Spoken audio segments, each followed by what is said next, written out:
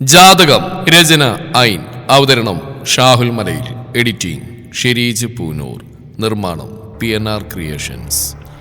നല്ല ബെസ്റ്റ് കാരണം നിനക്ക് നാണുണ്ടോ ഇതേ ഇന്നത്തെ കാലത്ത് എന്ത് ജാതകം എവിടുത്തെ ജാതകം ഇതൊക്കെ ഓരോരുത്തന്മാർ വയറ്റുപഴപ്പിന് വേണ്ടി നുണ പറഞ്ഞുണ്ടാക്കുന്ന ഒരു ജാതകഥ. ഭൈരവനെ കേട്ടപ്പോൾ ദേഷ്യം വന്നു. സിദ്ധാർത്ഥ്, നിങ്ങളുടെ ജാതകം നോക്കിയത് ഞാനെന്തിന് അങ്ങനെയുള്ള കള്ളം പറയണം? പറയാനുള്ളത് ഞാൻ പറഞ്ഞു. ഇനിയൊക്കെ വൈദേഹിയുടെ തീരുമാനം പോലെ. അയാൾ വൈദേഹി നോക്കി കണ്ണുകൊണ്ട് ആങ്ങി കാണിച്ച് ഉള്ളിലേക്ക് കയറിപ്പോയി. സിദ്ധു, അച്ഛൻ പറഞ്ഞ് കൂടുതൽ എനിക്ക് പറയാനില്ല. ഇത് നടക്കില്ല സിദ്ധു. ലോകത്തെ എല്ലാ പ്രണയങ്ങളും വിജയിക്കണം നിർബന്ധമില്ലല്ലോ. അതുകൊണ്ട് നീ ഇത് മറന്നേക്ക്, ഞാനും മറക്കാം. വൈദേഹി, നീ എന്ത് നിസ്സാരമായിട്ടാണ് ഇങ്ങനെയൊക്കെ പറയുന്നത്? നിന്നെ കല്യാണം കഴിച്ചിട്ട് ഞാൻ ചാവുകയാണെങ്കിൽ അങ്ങ് ചാവട്ടിടി. എന്നാലും നീ ഇല്ലാത്തൊരു ജീവിതം അതെനിക്ക് ആലോചിക്കാൻ കൂടി കഴിയുന്നില്ല. ആളുടെ കവിളുകളിൽ തന്റെ കൈത്തരങ്ങൾ അമർത്തിക്കൊണ്ട് സിദ്ധാർത്ഥ് പറഞ്ഞു. തീപ്പൊള്ളലേറ്റ പോലെ വൈദേഹി പുറകിലേക്ക് മാറി. ഇല്ല സിദ്ധു, ഒരിക്കലും ഇല്ല. എൻ്റെ ജീവൻ പോവുകയാണെങ്കിൽ പോട്ടി നോക്കായിരുന്നു. ഇതിപ്പോൾ നിന്റെ കാര്യം വെച്ചിട്ട് എനിക്കൊരു ഭാഗ്യപരീക്ഷ നിൽക്കാൻ കഴിയില്ല. അതുകൊണ്ട് നീ പോയിക്കോ. ഇനി ഈ കാര്യം പറഞ്ഞ് എൻ്റെ കൺമുമ്പിൽ നീ വന്നു പോരുത്. ആളുടെ വാക്കുകളിൽ ഒരു നിമിഷം സിദ്ധാർത്ഥ് പതറി നിന്നുപോയി. പിന്നെ ഒന്നും ആലോചിക്കാതെ വൈദേഹി അവന്റെ ഷർട്ടിൽ പിടിച്ച് വലിച്ച് പുറത്തേക്കാക്കി വാതിലടച്ച് കുറ്റിയിട്ടു. പുറത്ത് വാതിൽ കുട്ടിയുള്ള അവന്റെ വിളി അവൾക്ക് കേൾക്കാമായിരുന്നു. പക്ഷെ ഇനി അവനെ വിളിച്ചു വരുത്തിയാൽ തനിക്ക് ഒരിക്കലും ഇതിൽ നിന്ന് പിന്മാറാൻ കഴിയില്ല. സാരി തലപ്പോണ്ട് തന്റെ കരച്ചിലടക്കി പിടിച്ച് വൈദേഹി ആ വാതിൽ ചാരി നിലത്തേക്ക് ഇരുന്നു. അതുകൊണ്ട് എല്ലാം അവസാനിച്ചെന്ന് വൈദേഹിയും ഭൈരവനും വിചാരിച്ചെങ്കിലും നിസ്സാരമായ ഒരു ജാതകത്തിന്റെ കാര്യം പറഞ്ഞ് സിദ്ധാർത്ഥിന് വൈദേഹിയുമായുള്ള ബന്ധത്തിൽ നിന്ന് പിന്മാറാൻ കഴിയുമായിരുന്നില്ല. അത് അച്ഛനും മകൾക്കും മനസ്സിലായത് രാത്രിയായപ്പോഴാണ്. സാരി തലപ്പോണ്ട് തന്റെ കരച്ചിലടക്കി പിടിച്ച് വൈദേഹി ആ വാതിൽ ചാരി നിലത്തേക്കിരുന്നു. സുധാകരന് തീരെ താല്പര്യമില്ലാതിരുന്നിട്ടും ഗീത അയാൾ ഉന്തിത്തള്ളി സുമതിയുടെ വീട്ടിലേക്ക് കൂട്ടിക്കൊണ്ടുപോയി. സുമതി എന്തെങ്കിലും ഉടക്ക് വർത്തമാനം പറഞ്ഞാൽ സുധാകരൻ എതിർത്തൊന്നും പറയാതെ അവർ പറയുന്ന കേട്ട് തിരിച്ചു പോരുമെന്ന് കരുതി ഗീതയും സുധാകരന്റെ ഒപ്പം സുമതിയുടെ വീട്ടിലേക്ക് പോയി. സുമതിയും ജീവനും രാഘവനും ഒക്കെ രാവിലെ ഭക്ഷണം കഴിക്കായിരുന്നു അന്നേരം. രാവിലെ തന്നെ ചെന്നതിനാൽ ജിനി ഒഴിച്ച് ബാക്കി എല്ലാവരും വീട്ടിലുണ്ടായിരുന്നു. ഗീതയും സുധാകരനും ഒരുമിച്ച് വന്നു കണ്ടപ്പോൾ സുമതി ഒന്ന് പരിങ്ങി. രണ്ടുപേരും ഒരുമിച്ച് വന്നു കണ്ടപ്പോൾ തന്നെ ജീവനും കാര്യം മനസ്സിലായി. മേഘയുടെ കാര്യോർത്ത് ചെറുതല്ലാത്ത സങ്കടമൊക്കെ ഉള്ളിലുണ്ട്. പക്ഷേ ജീവിതമല്ലേ, പ്രാക്ടിക്കലായി ചിന്തിക്കണ്ടേ? ഓർമ്മ വെച്ച നാൾ മുതൽ ദാരിദ്ര്യം പിടിച്ച അത്ര സുഖകരമല്ലാത്ത ജീവിതമാണ്. ഇനിയുള്ള കാലത്തെങ്കിലും ബുദ്ധി ഉപയോഗിച്ച് നന്നായി ജീവിക്കണമെന്ന് ആഗ്രഹമുണ്ട്. വസന്തസേന്റെ മകൾ ആവണി പൊന്മിട്ടിടുന്ന താറാവാണ്. ചോദിക്കുന്ന പണം അയാൾ തരും. കുറിക്കമ്പനിയുടെ കയ്യിലായ പിന്നെ താനൊരു കൊച്ചു മുതലാളിയാവും. പിന്നെ മുന്നോട്ടുള്ള കാലം അല്ലെങ്കിലും ആപത്തില്ലാതെ അന്തസ്സോടെ നാട്ടിൽ തലയുയർത്തി ജീവിക്കാം. അമ്മ പറഞ്ഞ പോലെ മേഘയ്ക്ക് യോജിച്ച ഒരു ചെറുക്കനെ തന്നെ കിട്ടും. അവളും സുഖമായിട്ട് ജീവിക്കും. ആവശ്യമില്ലാത്ത സെന്റിമെന്റ്സ് ഒക്കെ ഓർത്തിരുന്ന തന്റെ ജീവിതം പാഴായി പോവുകയുള്ളൂ. മാമ ഇരിക്കെ, അമ്മ ഇവർ കൂടി പ്ലേറ്റ് വെക്ക്. യാതൊന്നും ശ്രദ്ധിക്കാതെ സാമ്പാറിൽ മുക്കി ഇഡ്ലി വീണ് ചമ്മന്തിപ്പൊടിയിലേക്ക് മുക്കുന്ന സുമതിയോടായി ജീവൻ പറഞ്ഞു. സുമതി അത് ശ്രദ്ധിച്ചുകൂടിയില്ല. വേണ്ട മോനെ, ഞങ്ങൾ കഴിച്ചിട്ട് വന്നാ, നിങ്ങൾ കഴിക്കുക, ഞങ്ങളവിടെ ഇരിക്കാം. ഡൈനിങ് ടേബിളിന്റെ അടുത്തുനിന്ന് കുറച്ച് മാറ്റിയിട്ടിരിക്കുന്ന സോഫയിലേക്ക് സുധാകരൻ ഗീതയിരുന്നു. മനുഷ്യ, ഞങ്ങൾ സംസാരിക്കുമ്പോൾ അതിൻ്റെ കയറി ഒന്നും പറയാൻ നിൽക്കരുത് കേട്ടല്ലോ. വന്നവർ കേൾക്കാത്ത വിധത്തിൽ സുമതി രാഘവനോടായി പറഞ്ഞു. ഓ ഇല്ല, നിങ്ങൾ അമ്മയും മോനല്ലെല്ലാം തീരുമാനിക്കുന്നത്. അതുപോലെ ഇതങ്ങോട്ട് തീരുമാനിച്ചോ? ഞാനൊന്നിനും ഇല്ലേ. അല്ലെങ്കിലും ഞാനെന്ന് വിണ്ടാനാ. രാഘവൻ കള്ളുകൂടിയനാണെങ്കിലും പറഞ്ഞ വാക്ക് മാറ്റി പറയാറുള്ള സുമതി.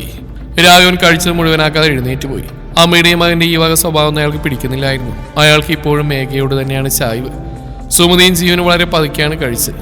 കാര്യം എന്നൊക്കെ പറഞ്ഞാൽ കല്യാണത്തിന് സമ്മതമില്ലെന്നൊക്കെ സുധാകരന്റെ മുഖത്ത് നോക്കി പറയാൻ സുമതിക്ക് അത്ര ധൈര്യം പോരാ. കഴിച്ചെഴുന്നേറ്റ് കൈ കഴുകി ജീവൻ വന്നവരുടെ അടുക്കിലേക്ക് ചെന്നു. പുറകെ സുമതിയും. എന്താണ് മാമ രാവിലെ തന്നെ വെറുതെ വന്നവൻ രണ്ടുപേരും? ജീവൻ തന്നെയാണ് കാര്യം എടുത്തിട്ട്. സുമതി, വളച്ചിട്ടില്ലാതെ കാര്യം പറയാം. മേഘയുടെയും ജീവന്റെയും കാര്യം നമ്മൾ നേരത്തെ പറഞ്ഞു വെച്ചാണല്ലോ. അതങ്ങ് പെട്ടെന്ന് നടത്തണം. പിള്ളേർക്ക് കല്യാണപ്രായമായി. ഇനി ഇങ്ങനെ വെച്ചുകൊണ്ടിരുന്നാൽ എങ്ങനെയാ? ഇന്നലെ ഗീത വന്നിട്ട് പറഞ്ഞു, നീ അവളോട് പറഞ്ഞെന്ന് ഇപ്പൊ കല്യാണത്തിന് താല്പര്യമില്ലെന്നൊക്കെ. അതൊന്നും ശരിയാവില്ല സുമതി. ഇപ്പൊ തന്നെ ആൾക്കാർക്ക് ഓരോന്ന് ചോദിച്ചു തുടങ്ങി. ജീവൻ വന്ന സ്ഥിതിക്ക് നമുക്ക് എത്രയും പെട്ടെന്ന് നടത്തുന്നല്ലേ അല്ലേ? പ്രതീക്ഷയോടെ സുധാകരൻ ഗീത അമ്മയുടെയും മകന്റെ മുഖത്തേക്ക് നോക്കി. ചേട്ടാ, അവന് കുറെ കാര്യങ്ങളുണ്ട്. ഇപ്പൊ ഒരു കല്യാണം കഴിക്കാനുള്ള അവസ്ഥയിലൊന്നല്ല ഞങ്ങളുടേത്. അല്ലെങ്കിലും ചേട്ടനോട് കുറച്ച് ദിവസമായിട്ട് ഇതിനെക്കുറിച്ച് പറയണമെന്ന് വിചാരിച്ചിരിക്കുകയായിരുന്നു. ഇപ്പൊ നിങ്ങളായിട്ട് ഇങ്ങോട്ട് വന്ന സ്ഥിതിക്ക് മേഘയ്ക്ക് നിങ്ങൾ വേറെ കല്യാണം നോക്കിക്കോ, അതായിരിക്കും നല്ലത്. അവന് പറ്റിയ സമയം വരുമ്പോൾ നല്ലൊരു പെൺകുട്ടിയെ ഞങ്ങൾ അവന് കണ്ടുപിടിച്ച് കൊടുത്തോളാം.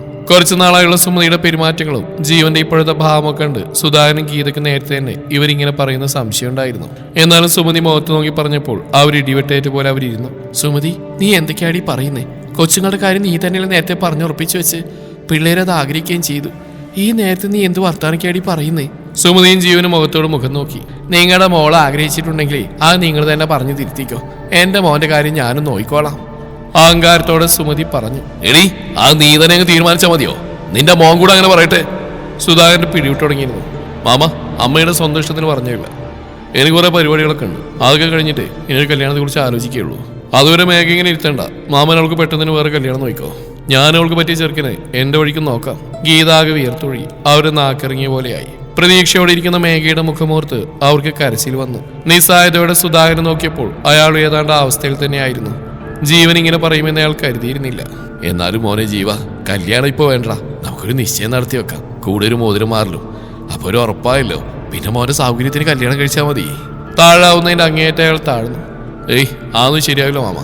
ജീവൻ അസഹിതയോടെ പറഞ്ഞുകൊണ്ട് സുമതിയെ നോക്കിക്കൊണ്ട് കണ്ണു കാണിച്ച് ബാക്കി പറയാൻ പറഞ്ഞു. ചെറുപ്പത്തിലെ പിള്ളേര് കളിച്ചടക്കുമ്പോൾ നമ്മൾ അങ്ങനെ എന്തൊക്കെ പറയും? അതൊക്കെ ഓർത്തു വെച്ചുകൊണ്ട് ഇങ്ങനെ പറയുന്ന കുറച്ച് കഷ്ടം തന്നെയാട്ടോ.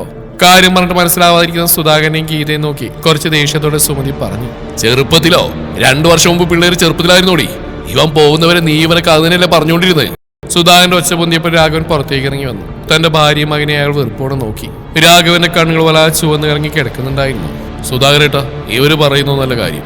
തള്ളക്കും മോനും കയ്യിൽ കുറെ പണം വന്നിരുന്നപ്പോ ഇവ പഴയ ആൾക്കാരൊന്നും കണ്ണിപ്പിടിക്കില്ല. അതുകൊണ്ട് മോനും തള്ളയും കൂടെ പുതിയ സംബന്ധമൊക്കെ ഉണ്ടാക്കി വെച്ചിട്ടുണ്ട്. അവർക്കിപ്പോ നിങ്ങളുടെ മോളെ വേണ്ട. പുതിയ സംബന്ധം ഉണ്ടാക്കിയ കാര്യം പറയാനും മടി. അതുകൊണ്ടാണ് രണ്ടും കൂടെ ഇങ്ങനെ കിടന്ന് ഉരുണ്ടു പറയുന്നത്. രാഘവൻ പറഞ്ഞിട്ട് എല്ലാവരും ഞെട്ടി. സുമതി പകപ്പോടെ മകനെ നോക്കി. അവനാകെ വിളറിയിരിക്കുകയാണ്. അച്ഛൻ ഇങ്ങനെ വന്ന് ബോംബ് പൊട്ടിക്കുന്ന അവൻ കരുതിയിരുന്നില്ല. മനുഷ്യ, നിങ്ങൾ കാലത്ത് തന്നെ കള്ളുടിച്ചിട്ടുണ്ടോ? വെറുതെ ഓരോന്ന് വിളിച്ചു പറയാൻ നിൽക്കുന്നു. സുമതി ഒച്ച ഉയർത്തിയാണ് ചോദിക്കുന്നെങ്കിലും അവരാകെ പതിരുന്നുണ്ടായിരുന്നു. അതേടി, ഞാൻ 2 അടിച്ചിട്ടുണ്ട്.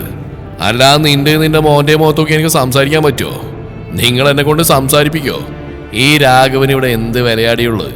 സുമതി രാഘവനെ ഒന്ന് പുച്ഛത്തോടെ നോക്കി. എന്നിട്ട് അവർ നേരെ സുധാകരന്റെ അടുത്തേക്ക് തിരിഞ്ഞു. അങ്ങനെയൊന്നുമില്ല ഏട്ടാ, ജീവൻ ഇപ്പൊ നല്ല നിലയിലാണല്ലോ. അപ്പൊ ഞങ്ങളുടെ നിലക്കും വിലക്ക് യോജിച്ച ബന്ധങ്ങളൊക്കെ വരുന്നുണ്ടെന്നുള്ളത് ശരിയാ. പക്ഷെ ഇങ്ങനെ പറയുന്ന പോലെ അങ്ങനെ ഉറപ്പിച്ചിട്ടൊന്നുമില്ല. ആലോചനകൾ നടക്കുന്നുണ്ട്, അത്രമാത്രം. ഓ, നിലയും വിലയും അതൊക്കെ എന്നാണടി നിനക്കുണ്ടായത്? ഒന്ന് നിർത്തിപ്പോടി. ആദ്യം മനുഷ്യനാവ്, എന്നിട്ടുണ്ടാക്കി നീ നിലയും വിലയും. സുധാകരയുടെ അതേ നിങ്ങൾ ഇവിടെ ഒലിപ്പിക്കുന്ന വർത്താനം കേട്ടി നീ ഇവരുടെ പുറകെ നടക്കല്ലേ. അവന്റെ കല്യാണമൊക്കെ എപ്പോഴേ ഉറപ്പിച്ചു. ആ വസന്തസേനല്ലേ നമ്മുടെ മറ്റേ തടി മുതലാളി, അങ്ങേരുടെ മോളാ പെണ്ണ്. അയാളാ ഇപ്പൊ ഇവിടെ നിലക്കും വിലക്കും യോജിച്ച കൂട്ടര്. ആ പെണ്ണ് എവിടെയോ നിന്ന് പഠിക്കുക. അടുത്ത ആഴ്ചയോ മറ്റോ വരും. അപ്പൊ ഉറപ്പിക്കലും കല്യാണം തീരുമാനിക്കലൊക്കെ ഉണ്ടാവും. ചേട്ടാ, ഇയാൾ വെറുതെ നുണ പറയാ. അങ്ങനെയൊന്നുമില്ല. ഒരാലോചന നടക്കുന്നുണ്ട്, പക്ഷെ ഒന്നും അങ്ങോട്ട് തീരുമാനിച്ചിട്ടില്ല. മുക്കിയും മൂളിയും സുമതി പറഞ്ഞൊപ്പിച്ചു. അവിടെ നടന്ന ബഹളമൊക്കെ കേട്ട് ദേഹ കുഴഞ്ഞ പോലെ ഗീത സോഫയിലേക്ക് തളർന്നിരുന്നു പോയി. സുമതി പറയുന്ന പോലെ രാഘവൻ നുണ പറയുന്നില്ലെന്ന് ഗീതയ്ക്ക് മനസ്സിലായി. കഴിഞ്ഞ ദിവസം താൻ ഇങ്ങോട്ടേക്ക് വന്നപ്പോൾ ഇവിടെ വസന്തനും ഭാര്യയും ഉണ്ടായിരുന്നെന്ന് ഗീത ഓർത്തു. എടാ മോനെ, നീയും കൂടെ അറിഞ്ഞിട്ടാണോടാ ഞങ്ങളോട് ഈ ചതി ചെയ്ത്? നിന്റെ പ്രാണനെ പോലെ അല്ലടാ എന്നെ മോള് കൊണ്ടു നടക്കുന്നത്. നിന്റെ അമ്മയൊന്ന് പറഞ്ഞു മനസ്സിലാക്ക്. സുധാകരൻ കെഞ്ചുന്ന പോലെ ജീവനോട് പറഞ്ഞു. പക്ഷെ അവനൊന്നും ശ്രദ്ധിക്കാതെ എങ്ങോ നോക്കി നിന്നു. എന്നെ എന്ത് പറഞ്ഞ് മനസ്സിലാക്കാനാ ചേട്ടൻ പറയുന്നത്? ഇനിയിപ്പോ എന്തായാലും ഇത്രയൊക്കെ ആയില്ലേ. ഇനി ഞങ്ങളായിട്ടൊന്നും മറച്ചു വെക്കുന്നില്ല. ഞാനും ജീവനും കൂടിയായി തീരുമാനമെടുത്ത്. ഞങ്ങൾ പണ്ട് കുറെ കഷ്ടപ്പെട്ടതാ. ഇപ്പൊ ഒന്ന് പച്ച പിടിച്ച് വരുന്നേ ഉള്ളൂ. ഇനി ഗൾഫിലേക്ക് തിരികെ പോകേണ്ടെന്നാണ് ജീവന്റെ തീരുമാനം. ഇവിടെ പൊന്നാർത്തിയാരുടെ ഫൈനാൻസ് നോക്കി വെച്ചിട്ടുണ്ട്. അത് വാങ്ങി നന്നായിട്ട് മുന്നോട്ട് നടത്തിയാ പിന്നെ ഞങ്ങൾക്കൊരു കാലത്ത് ഒന്നിനും ബുദ്ധിമുട്ടേണ്ടി വരില്ല. ഉള്ളത് പറയാറോ ഏട്ടാ, അതിനൊക്കെ ഒത്തിരി പണം വേണം. വാസന്തിനുമായിട്ടൊരു ബന്ധം ഉണ്ടാക്കിയെടുത്താൽ പിന്നെ ജീവന് ഒന്നിനും ബുദ്ധിമുട്ടേണ്ടി വരില്ല. ഞങ്ങൾക്ക് നല്ല നിലയിലൊക്കെ ഇനിയുള്ള കാലം കഴിയണമെന്ന് ആഗ്രഹമൊക്കെ ഉണ്ട്. സുധാകരൻ ജീവന്റെ അടുത്തേക്ക് ചെന്നു. അപ്പൊ അതായിരുന്നോ കാര്യം? ഞങ്ങൾ എന്തായാലും മേഘ വെറും കൈയോടെ ഇറക്കി വിടാനൊന്നും പോകുന്നില്ല. അവൾക്ക് അർഹതപ്പെട്ടതൊക്കെ കൊടുത്തിട്ട് അവളെ പറഞ്ഞേക്കൂ. അതിലും താഴ്മയോടെ പറയാൻ അയാൾക്ക് അറിയില്ലായിരുന്നു. അതിപ്പോ എത്രയുണ്ടാവുന്നൊക്കെ ഞങ്ങൾക്ക് അറിയാം മാമ. അതൊന്നും പോരാ. കൈ രണ്ടും പിന്നിൽ കെട്ടി കാലുകൊണ്ട് നിലത്ത് വെറുതെ താളം ചവിട്ടിക്കൊണ്ട് ജീവൻ പറഞ്ഞു. അവന് നിൽപ്പും ഭാവം കണ്ടപ്പോൾ സുധാകരൻ അവന്റെ മുഖത്തിനിട്ടൊന്ന് പൊട്ടിക്കാൻ കൈതരിച്ചെങ്കിലും അയാൾ ക്ഷമയോടെ നിന്നു. നീ പിന്നെ എത്രയാ ഉദ്ദേശിക്കുന്നത്? അവന് ചുരുങ്ങിയതൊരു 75 ലക്ഷമെങ്കിലും. പിന്നെ മാമന്റെ ഇഷ്ടം പോലെ അതിലും കുറയാത്ത രീതിയിൽ സ്വർണ്ണം ഇവൾക്ക് ഇട്ടുകൊടുക്കണം. നാട്ടുകാരുടെ മുമ്പിൽ നാണം കിടരുതല്ലോ. നിസ്സാരമട്ടിൽ പണത്തിന്റെയും സ്വർണത്തിന്റെയും കണക്ക് പറഞ്ഞ് ജീവൻ കൈയും കെട്ടി നിന്നു. ഗീതയുടെയും സുധാകരന്റെയും ക്ഷമ അതോടെ കെട്ടുപോയിരുന്നു. സുധാകരൻ ഊക്കോടെ ജീവനെ പുറകിലേക്ക് തള്ളി. തീരെ പ്രതീക്ഷിക്കാത്ത കാര്യമായിരുന്നാൽ ജീവൻ കസേരയിൽ പിടുത്തം കിട്ടാൻ നിലത്തേക്ക് തെറിച്ചു വീണു. അയ്യോ എന്റെ മോനെ! സുമതി ഓടിയൊന്ന് അവനെ താങ്ങി എഴുന്നേൽപ്പിച്ചു. ഇത്രയും പണവും സ്വർണവും തന്ന അവളെ നിന്റെ കൂടെ കെട്ടിച്ചായ്ക്കുന്നതിലും ഭേദം വല പൊട്ടക്കിണറ്റിലും പിടിച്ച് താഴ്ത്തുന്നാടാ. സുധാകരൻ വീണ്ടും അവനെ തല്ലാനായി ചെന്നപ്പോൾ ഗീതയാളെ പുറകിൽ പിടിച്ച് വലിച്ചു. എന്റെ മേല് നോവിച്ചാറുണ്ടല്ലോ, മാമനാണെന്ന് ഞാൻ നോക്കില്ല. നിങ്ങളുടെ മോളെ എനിക്ക് വേണ്ടെന്ന് പറഞ്ഞില്ലേ? നാണമില്ലാതെ പിന്നെയൊന്ന് വന്ന് ചോദിച്ചിരിക്കുന്നു. ജീവൻ ഉറക്കെ ചീറി. സുധാകരൻ പിന്നെയും ജീവനെ തല്ലാനായി കയ്യോങ്ങിലും ഗീതയാളെ പിടിച്ചു വലിച്ച് പുറത്തേക്ക് പോയി. അവർ പുറത്തിറങ്ങുമ്പോഴും സുമതിയുടെയും ജീവന്റെയും ആക്രോശം പുറകിൽ നിന്ന് കേൾക്കാമായിരുന്നു. അവർ വീട്ടിലേക്ക് ചെല്ലുമ്പോൾ മേഘ ഇറങ്ങാനായി തുടങ്ങിയായിരുന്നു. അച്ഛൻ ആർക്കോ ചീത്ത വിളിച്ചു വരുന്നതും അമ്മ കരയുന്നതും കൂടെ കണ്ടപ്പോൾ മേഘ ആകെ ഭയന്നു പോയിരുന്നു. തോളിലുള്ള ഹാൻഡ് ബാഗ് സിറ്റുള്ളിലേക്ക് വലിച്ചെറിഞ്ഞ് അവൾ അവരുടെ അടുത്തേക്ക് ഓടിച്ചെന്നു. എന്താ അച്ഛാ? എന്താ അമ്മേ കാര്യം? രണ്ടുപേരോടുമായി അവൾ ചോദിച്ചെങ്കിലും അവളുടെ മുഖത്ത് നോക്കിയൊന്നും പറയാനാവാതെ സുധാകരനും ഗീതയും തലയും താഴ്ത്തി വീടിന്റെ നേരെ നടന്നു. അമ്മ എന്ത് പറ്റിയതാ? മനുഷ്യന് വെറുതെ പേടിപ്പിക്കാൻ കാര്യം എന്താണെന്ന് വെച്ചാ പറ. എടി നിനക്ക് പോവാനെങ്കിൽ നീ പോ, കാര്യമൊക്കെ പിന്നെ തിരക്കാം. അവളെ കാണുമ്പോൾ ഉള്ളിൽ സങ്കടം നിറയുന്നുണ്ടെങ്കിലും ഗീത മേഘയുടെ നേരെ ചാടി. അപ്പോഴത്തെ സങ്കടത്തിൽ അവളോട് കാര്യം പറഞ്ഞ് തങ്ങളുടെ വിഷമം കാണുമ്പോൾ അവൾക്കും സങ്കടാവെന്ന് കരുതിയാണ് ഗീത അവളെ പെട്ടെന്ന് പറഞ്ഞുവിടാൻ നോക്കിയത്. വൈകുന്നേരം വരുമ്പോൾ സമാധാനത്തിൽ കാര്യങ്ങൾ പറഞ്ഞ് മനസ്സിലാക്കാം. കുഞ്ഞുനാൾ തൊട്ട് ആ മനസാക്ഷി ഇല്ലാത്തവനെ നെഞ്ചിൽ കൊണ്ടു നടക്കുന്നവളാണ് മേഘ.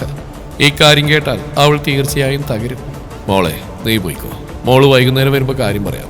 അങ്ങനെ പേടിക്കാൻ മാത്രമൊന്നുമില്ല, എല്ലാം ദൈവം വിധിച്ച പോലെ വരും. മേഘ പിന്നെയും പരിങ്ങി നിൽക്കുന്ന കണ്ടപ്പോൾ സുധാകർ അവളോട് സൗമ്യമായി പറഞ്ഞു. അച്ഛനും കൂടെ അങ്ങനെ പറഞ്ഞപ്പോൾ മേഘ പിന്നെ അവിടെ നിൽക്കാൻ പറ്റാതെയായി. രണ്ടാളെയും നോക്കി വിളറിയ മുഖത്തോടെ അവൾ തലയാട്ടിക്കൊണ്ട് അവിടുന്ന് ഇറങ്ങി നടന്നു. മനസ്സാ കലുഷിതമാണ്. സുമതി അപ്പച്ചിയുടെ അടുത്ത് കല്യാണക്കാരൻ സംസാരിക്കാണെന്ന് പറഞ്ഞ് ഇറങ്ങി തിരിച്ചാണ് രണ്ടുപേരും. അവിടെ വെച്ച് എന്തായിരിക്കും സംഭവിച്ചിട്ടുണ്ടാവുക? എന്തായാലും നല്ലതൊന്നും ആയിരിക്കില്ല നടന്നിട്ടുണ്ടാവുക. എന്നാലും അച്ഛനും അമ്മയും ബഹളം വെക്കാൻ മാത്രം എന്താണ് ആ കാര്യം? അച്ഛൻ അങ്ങനെ വെറുതെ ഒരാളുടെയും മെക്കിട്ട് കയറുന്ന ആളല്ല. എന്റെ വീട്ടിൽ വെച്ച് അച്ഛനെ വിഷമിപ്പിക്കുന്ന തരത്തിൽ എന്തോ നടന്നിട്ടുണ്ട്. കല്യാണം കുറച്ച് കഴിഞ്ഞിട്ടെങ്ങാനും മതിയെന്ന് അപ്പച്ചി പറഞ്ഞിട്ടുണ്ടാവുമോ? അച്ഛനും അമ്മയ്ക്കും വേദന നടത്താനാണ് താല്പര്യമെന്നാണ് പറഞ്ഞിരുന്നത്. പക്ഷേ ഇന്നലെ ജീവേന്റെ സംസാരം കേട്ടപ്പോൾ ഇപ്പോൾ നടത്താൻ താല്പര്യമില്ലാത്ത പോലെ നേരത്തെ തന്നെ മനസ്സിലായ കാര്യമാണ്. മേഘ ചേരിപ്പാഞ്ഞു വന്നൊരു കാർ തന്റെ പുറകിൽ വന്ന് നിൽക്കുന്നു. ഉച്ചത്തിൽ തന്റെ പേര് വിളിക്കുന്നു കേട്ടപ്പോൾ മേഘ ഞെട്ടിത്തിരിഞ്ഞു നോക്കി. ജീവനാണ്. ഓരോന്ന് ഓർത്തിടക്കുന്നതിൽ കാറ് പുറകിൽ വരുന്ന ശബ്ദമൊന്നും കേട്ടിരുന്നില്ല. തൊട്ടടുത്ത് വന്നപ്പോഴാണ് അറിഞ്ഞത്. തന്നെ വഴിയരികിൽ വെച്ച് കണ്ടപ്പോൾ കാറിൽ കയറ്റി കൊണ്ടുപോകാനാണെന്ന് കരുതി മേഘ ചെന്ന് കാറിന്റെ ഡോർ തുറക്കാൻ നോക്കി. എന്നാൽ അത് ലോക്കായിരുന്നു. അപ്പോഴേക്കും ജീവൻ കാറിന് ലോക്ക് തുറക്കാതെ ഗ്ലാസ് താഴ്ത്തിയിട്ടിരുന്നു. ജീവട്ടാ, ഇത് തുറക്കാൻ പറ്റുന്നില്ലല്ലോ. അത് തുറന്നിട്ട് ഇതിനാ? അപ്പോഴാണ് മേഘ അവന്റെ മുഖം ശ്രദ്ധിക്കുന്നത്. വല്ലാത്ത ദേഷ്യത്തിലാണ് ജീവൻ. എന്താ ജീവട്ടാ, എന്തെങ്കിലും കുഴപ്പമുണ്ടോ? നിന്റെ തന്നെ കുഴപ്പം. ആദ്യമായിട്ടാണ് ജീവന്റെ വായിൽ തന്റെ അച്ഛനെ കുറിച്ച് അങ്ങനെയൊക്കെ കേൾക്കുന്നത്. അതിന്റെ ഒരു അമ്പരപ്പ് അവൾക്ക് പെട്ടെന്നുണ്ടായി. എന്താ പ്രശ്നം? അവൾ കാറിന് ചുറ്റി ഡ്രൈവിംഗ് സീറ്റിന്റെ അടുത്തേക്ക് നടന്നു. ആ സമയത്തും ദേഷ്യത്തോടെ അവൾ തന്നെ നോക്കിയിരിക്കുകയായിരുന്നു ജീവൻ. എന്താടി എല്ലാം അറിഞ്ഞിട്ട് ഒന്നറിയാത്ത പോലെ ഒന്ന് അഭിനയിക്കുന്നത്? ദേ ഒരു കാര്യം ഞാൻ പറഞ്ഞേക്കാം. നിന്റെ തന്നയുണ്ടല്ലോ, എന്റെ വീട്ടിൽ കയറുമ്പോൾ എന്നെ തള്ളിയിട്ട് പോയി. അങ്ങേര് പണ്ടെന്തോ നക്കാപ്പിച്ച് തന്നു കരുതിയാണ് ഞാൻ ക്ഷമിച്ചു വിട്ടിട്ടുണ്ട്. പക്ഷേ ഇനി ഇതുമാതിരിയുള്ള തോന്നിയാസം കൊണ്ട് എന്റെ വീട്ടിലേക്ക് എന്റെ അടുത്തേക്ക് വന്നിട്ടുണ്ടല്ലോ, ഈ ജീവന്റെ തനി സ്വഭാവം അങ്ങേര് അറിയും.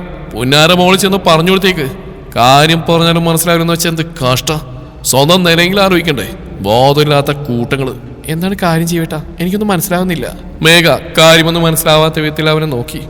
അയ്യോ അഭിനയിക്കല്ലേ, അല്ലാതെ അഭിനയിക്കല്ലേ. നിന്റെ തന്തയും തള്ളയും കാര്യമൊന്നും പറഞ്ഞില്ലേടി. നീ ആയിട്ടുള്ള കല്യാണത്തിന് എനിക്ക് സമ്മതമല്ല. അത് നിന്റെ തന്തയോട് പറഞ്ഞിട്ട് അങ്ങോട്ട് കയറുന്നില്ല. നീ അങ്ങോട്ട് ചെന്ന് പറഞ്ഞ് മനസ്സിലാക്കി കൊടുക്ക്, കേട്ടല്ലോ. മേഘയൊന്ന് പുച്ഛിച്ചു പോയിക്കൊണ്ട് ജീവൻ അപ്പോൾ തന്നെ കാറെടുത്ത് ചീറിപ്പാഞ്ഞു പോയി. മേഘ അത്രയും നേരം ഒരു സ്തംഭനാവസ്ഥയിൽ നിൽക്കുകയായിരുന്നു. എന്തൊക്കെയാണ് ജീവേട്ടൻ പറഞ്ഞിട്ട് പോയത്? ഇങ്ങനെയൊന്നും ആയിരുന്നില്ലല്ലോ ജീവേട്ടൻ. എന്താ പറഞ്ഞ് അച്ഛൻ നക്കാപ്പീച്ച തന്നു എന്ന് കരുതി ക്ഷമിച്ചു വിട്ടെന്നോ? താനുമായിട്ടുള്ള കല്യാണത്തിന് സമ്മതമല്ലെന്നോ? അപ്പൊ പിന്നെ താനും ജീവേട്ടനും പ്രണയിച്ചതോ? എന്നാലും ജീവേട്ടൻ എത്ര പെട്ടെന്നാ മാറിപ്പോയത്? മനുഷ്യരെന്നാലും ഇങ്ങനെയൊക്കെ മാറ്റം വരുമോ? എന്നോടിപ്പോ പണ്ടത്തെ ഇഷ്ടമൊന്നുമില്ലേ? മേഘയുടെ കണ്ണുകൾ നിറഞ്ഞുകൊണ്ടിരുന്നു. ബസ് സ്റ്റോപ്പ് ലക്ഷ്യമാക്കി നടന്നിട്ടും അങ്ങോട്ട് എത്താത്ത പോലെ, കാല് കുഴഞ്ഞു പോകുന്ന പോലെ. റോഡ് ക്രോസ് ചെയ്യണം ബസ് സ്റ്റോപ്പിലേക്ക് കയറണമെങ്കിൽ. പാദങ്ങൾ പെറുക്കി വെച്ചാണെന്ന് റോഡിന്റെ നടുവിലെത്തിയപ്പോഴാണ് തലയിറങ്ങുന്ന പോലെ തോന്നിയത്. അപ്പോഴേക്ക് എതിരെ വന്നൊരു ബൈക്ക് അവിടെ തട്ടിത്തെറിപ്പിച്ച് കഴിഞ്ഞിരുന്നു. രാവിലെ വൈദ്യയുടെ വീട്ടിൽ വെച്ചുള്ള വഴക്കഴിഞ്ഞ് തന്റെ ബൈക്ക് എടുത്ത് വീട്ടിൽ നിന്നിറങ്ങിയതായിരുന്നു സിദ്ധാർത്ഥ്. എവിടേക്കോ ലക്ഷ്യമില്ലാതെ ബൈക്ക് ഓടിച്ചുകൊണ്ടിരുന്നു. വൈദ്യയും പറഞ്ഞ ഓരോ വാക്കുകളും ഉള്ളിൽ കിടന്ന് മുഴങ്ങി വല്ലാതെ അലോസരപ്പെടുത്തുന്നു. അറിയാതെ ബൈക്കിന്റെ സ്പീഡ് കൂടി. ഭ്രാന്ത് പിടിച്ചുള്ള ഓട്ടത്തിനിടയിലാണ് റോഡ് ക്രോസ് ചെയ്തൊരു പെൺകുട്ടി പോകുന്നത് കണ്ടത്. അങ്ങോട്ട് എത്തുമ്പോഴേക്കും അവൾ കടന്നു പോകുമെന്ന് കരുതിയെങ്കിലും അവൾ റോഡിന്റെ നടുവിൽ തന്നെ നിൽക്കുകയാണ് ചെയ്ത്. കൈകൊണ്ട് മാറാൻ ആംഗ്യം കാണിച്ചെങ്കിലും അവൾ കാണാത്ത പോലെ തോന്നി. എന്നാലും ബൈക്ക് അടുത്തെത്തുമ്പോൾ അവൾ മാറിപ്പോകുമെന്ന് കരുതി. പക്ഷേ തൊട്ടടുത്ത് എത്തിയിട്ട് അവൾ മാറിയില്ലെന്ന് മാത്രമല്ല, ബ്രേക്ക് പിടിച്ചിട്ട് കിട്ടിയതുമില്ല. നേരെ അവളുടെ മേലെ നിലതെറ്റി ബൈക്ക് കൊണ്ട് ഇടിച്ചു. അവൾ റോഡിന്റെ ഒരു സൈഡിലേക്ക് വീണു. സിദ്ധാർത്ഥും ബൈക്കും മറ്റേ സൈഡിലേക്കും വീണു. ആരൊക്കെയോ ചുറ്റും ഓടിക്കൂടുന്നതിന്റെ ബഹളങ്ങളൊക്കെ സിദ്ധാർത്ഥ നേരം കേൾക്കുന്നുണ്ടായിരുന്നു. ആരോ വന്ന് അതിനിടയിൽ അവനെയും വന്ന് പിടിച്ചെഴുന്നേൽപ്പിച്ചിരുന്നു. അപ്പോൾ സിദ്ധാർത്ഥ് കണ്ടു റോഡിന്റെ മറു സൈഡിൽ ആൾക്കൂട്ടം കൂടി നിൽക്കുന്നത്. തുടരും ഈ കഥയുടെ ബാക്കി ഭാഗം നാളെ ഇതേ സമയം.